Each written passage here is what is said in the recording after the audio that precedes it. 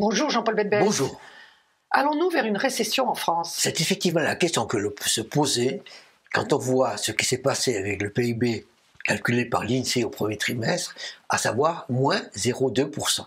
Autrement dit, la richesse produite en France a baissé essentiellement à cause de la consommation, qui a elle-même baissé de 1,5%, liée évidemment à la baisse du revenu parce que les prix ont augmenté.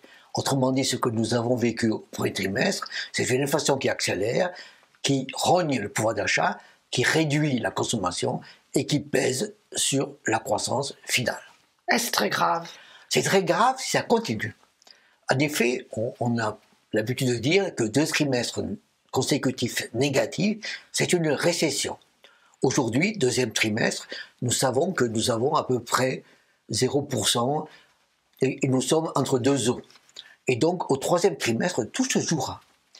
Tout se jouera, c'est la consommation repart. Tout se jouera, c'est l'investissement repart. Donc il n'y a pas que la consommation. Il n'y a pas que la consommation, il y a heureusement d'ailleurs l'investissement, parce que l'investissement, c'est la consommation de demain et après-demain. C'est l'emploi. Et aujourd'hui, on a le sentiment que les entrepreneurs sont inquiets. Ils sont inquiets au vu du premier trimestre, ils sont inquiets au vu de ce qui se passe partout, ils sont inquiets devant la hausse des salaires, inquiets devant la hausse des taux d'intérêt, et donc ils se disent peut-être qu'il faut que j'investisse un peu moins parce que leurs profits aujourd'hui sont pincés. Alors comment serons-nous au prochain trimestre? Eh bien, c'est le juge de paix. Le troisième trimestre, ce sera le juge de paix de l'activité économique que nous avons.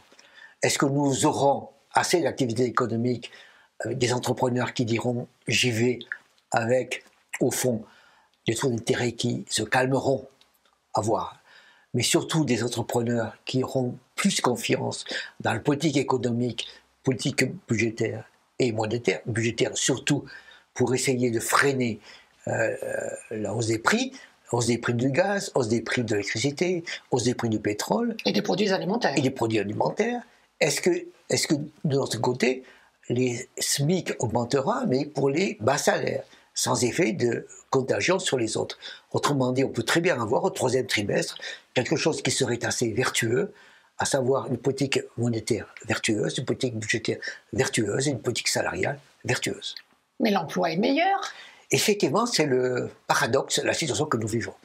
Nous avons effectivement aujourd'hui un emploi qui est bon et qui peut même s'améliorer. Pourquoi?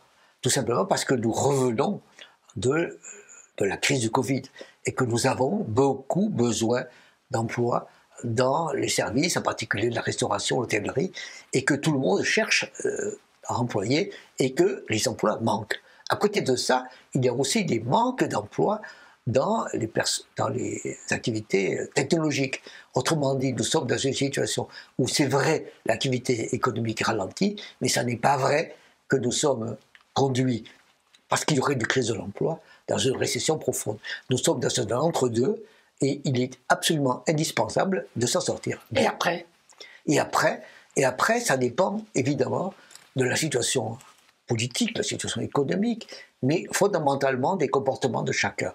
Les comportements des entreprises qui accepteront de former et d'augmenter le salaire, mais de former, et des ménages qui accepteront aussi ce nouveau monde dans lequel nous entrons, c'est-à-dire qui accepteront de vivre plus sobrement, c'est-à-dire plus efficacement. Merci Jean-Paul Bedbez. Je vous invite à vous abonner, je vous invite à liker, je vous invite à en parler, je vous invite à faire des commentaires. Donc, je vous invite, merci.